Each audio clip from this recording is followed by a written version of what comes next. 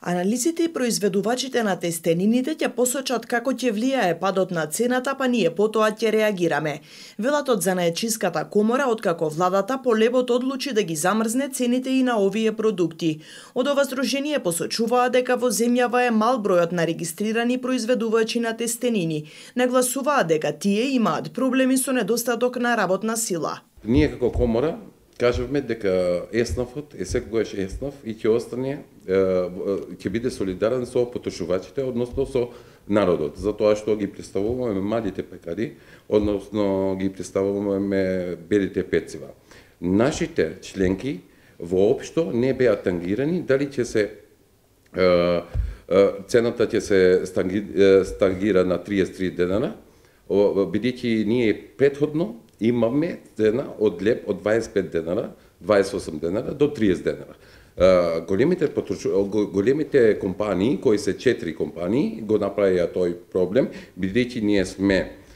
благодарни за тоа што државата, односно Министерството за економија, имаше субвенции код овие дејности и цената на електрична енергија беше многу пониска и затоа нашите членки имаа леп и имат уште од 25 денара до 30 денара, дури најскапиот леп кај малите пекари е 35 денара. Значи црниот леп. Така да ние со тоа се сложуваме и се солидаризираме прво со нашите потрошувачи и така да тука сме секогаш солидарни били, но за разлика од другите мерки што сака владата да ги донесе, тука ние треба да правиме анализа за тоа што имаме кораџи кај што спаѓаат во тестенини и така да видиме како ќе влијае и кај нив цената ако биде замрзнатата цена. Од Занаечиската комора укажуваа дека нивните членови воопшто не реагирале на замрзнувањето на цената на лебот. Проблемот, велат, настана поради големите компании. Кај малите производители цената и сега е најниска. Како подршка занаечиите од државата за набавка на репроматеријали и алат, годинава имаат на располагање 5 милиони денари, кои според комората се недоволни за да се опфатат сите дејности на ниво на земјава. Средствата кои се наменети за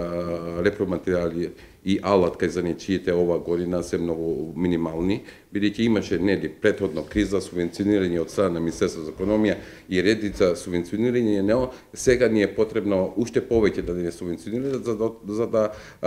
излеземе од оваа рецесија што трае со години, дали од пандемијата, веќе знаеме кои кризи, економската, енергетската криза, сега ни е потребен тој помош, но во тие средства ние бараме не 5 милиони, него да бидат повеќе од 5 милиони, тоа мислам дека 5 милиони денари се 90.000 евра само во Стара Скопска чаршија со еден фен да ги набавиме, односно да набават занаечиите ќе се потрошат тие средства, ние бараме 50 милиони денари за да можат цела Македонија да ги користи тие средства и да бидат поликвидни во пазарот и да можат занаечиите да се стекнат со репроматеријали и алат од таа помош. Само така можеме да